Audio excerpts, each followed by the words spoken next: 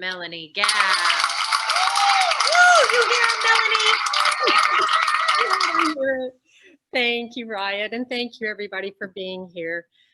Um, there are these moments in life that I call iceberg moments. And I had an iceberg moment in the summer of 1997 in Beijing, China. I was in Beijing with my fiance. He was born and raised there, and I was born and raised in Tuscaloosa, Alabama. So while he's Chinese and I'm American, we met and fell in love in Japan, and our common language together was Japanese. So in the summer of 97, he and I were at dinner with a group of his family friends. There were 10 of us sitting around this round table. And in the middle of the table, there's a lazy Susan. And as we sat down, I did notice that there were 10 empty shot glasses lined up on the edge of the lazy Susan, but I didn't know what that was about. So a waiter comes over and our host orders dinner for the table.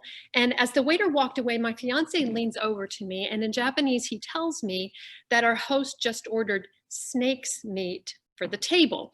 And he gives me this look that says, like, I'm going to need you to go along with this. And I gave him a look that said, there's no way I'm going along with this. So a couple of minutes later, a chef comes out of the kitchen, and in his hand, he's got this green plastic pail, and he walks over to our host and shows the contents to our host. And our host looks in and he kind of nods approvingly. And then the chef reaches into the pail and he pulls out for all of us to see our snake. And then he reaches into the waistband of his pants and he pulls out a knife. And I mean, well, he kills the snake there at the table. And that's when I learned what those 10 empty shot glasses were for. So he starts filling each one with snake's blood. And that lazy Susan starts to slowly rotate around the table. And I started to feel more than a little bit queasy. So when the shot glasses got to us, my fiance took one for himself and he took one for me. And because Japanese was a secret language, we were able to communicate. And I said to him, "Watashi wa zettai ni nomimasen yo." And he says to me, "Nonde yo, so shinato hazukashii yo." And I know I don't even need to translate that conversation for you because you already know what that was all about. I really did not want to drink the snake's blood. I mean, I'm sitting there looking at it, and I'm kind of watching the other people around the table, and my fiance drank his, and the other people at the table drank theirs, and none of them died. But I was just looking at mine, just thinking, oh my gosh, what do I do? And unfortunately, a little bit of time went by.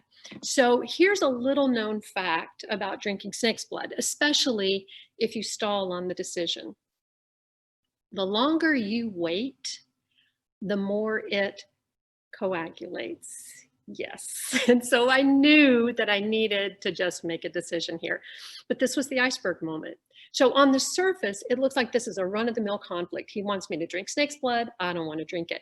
But beneath the surface, this moment represents something much bigger and more significant. Remember, he and I are about to get married.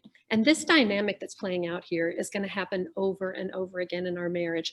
I'm feeling this pressure to do something that I don't want to do.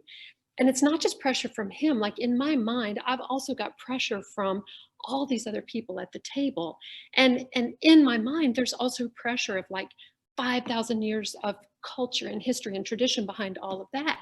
And I can't figure out how to speak up for myself in this moment and how to advocate in a way that's also respectful. So this is like really hard for me. I'm feeling kind of paralyzed in this moment. Like I don't know how to make everyone happy, including myself. And that makes me feel really paralyzed. But while this is a hard moment for me, I also recognized this is an opportunity.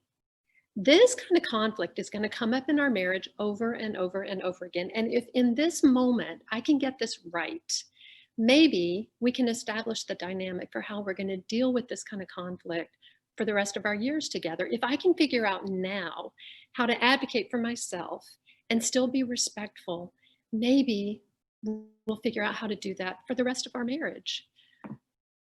So this is a big moment. And here's what I did. I took a deep breath and I drank the snake's blood. And by the way, it wasn't that bad. Dreading it was way worse than actually drinking it. But I didn't want to do it, and I did it anyway. And one thing is for sure, we did establish the dynamic for how we were going to deal with this kind of conflict for the rest of our marriage. My fiance and I went on to get married later that summer, and it probably won't surprise you to know that 15 years later, we got divorced. And sometimes I look back with a lot of regret on that night in Beijing, and I wonder if things might have turned out differently for him and for me if I hadn't drunk the snake's blood. Thank you.